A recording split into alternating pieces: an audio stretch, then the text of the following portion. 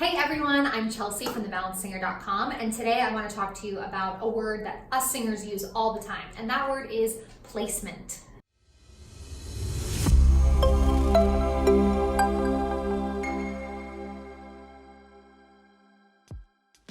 So I want to liken placement to playing basketball.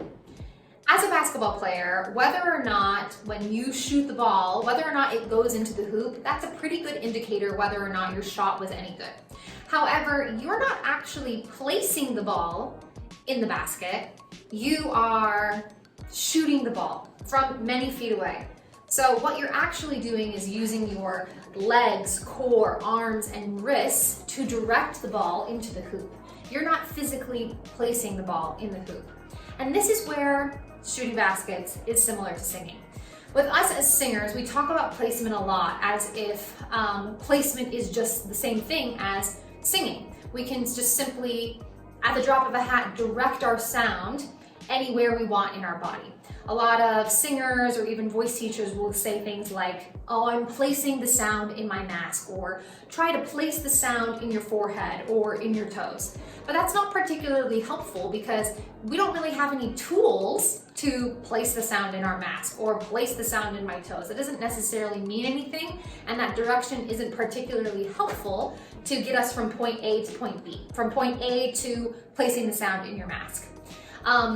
So this is where it's important for us to recognize what are the things that we're actually in control of as singers. Well, the things that we're directly in control of fall under the umbrella of those three systems of singing that we're always talking about here at thebalancedsingers.com.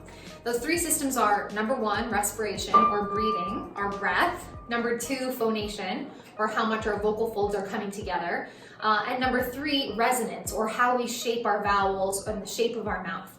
Those are the three things that we're actually in control of. So as a singer, the next time you're in a voice lesson or you're singing a song and you feel like, oh wow, I really placed this sound really forward, or I have placed it in my mask, or I have placed it up in my forehead, whatever you feel, however you perceive your voice in your body, work backwards and realize what are the steps that I took that got me to this placement, right? You didn't just jump from beginning singing and then having it feel a certain way.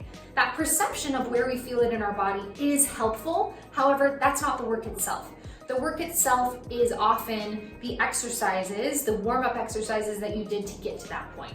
The work itself might be the breaths and the phrasing that you're using to sing through the piece. It might be certain emphasis that you're using on the words or dynamics. All of these things are the things you're actually in control of as a singer that affect where you feel sound in your body or what placement you experience as a singer. So again, remember, placement is a helpful tool for us as singers, but it's not the same thing as actually doing the work of singing. Just like playing basketball, you don't technically, well, unless you're dunking, I don't know, but not very many people do that. Maybe they do. Unless you're dunking a ball in a basket, when you shoot a basket, the work you're doing is actually in your body, in your wrists. And whether the ball makes it in the hoop is a good indicator of whether your shot was any good. Same thing for singing. Placement, how you feel and experience your voice, and you can call that whatever you want. You can call that singing into your mask or singing purple. Call it whatever you want. That's totally personal and up to you how you perceive your voice. But again, that perception is just an indicator of whether or not the things that you're doing technically are leading you to the result that you want. Does that make sense? If you've got questions about this, about the idea of placement, about what that means, how you can find better placement, shoot us an email, write us a comment, get in touch with us. We'd love to talk to you about what practical steps you can take to become a better singer today. Thanks guys, good luck.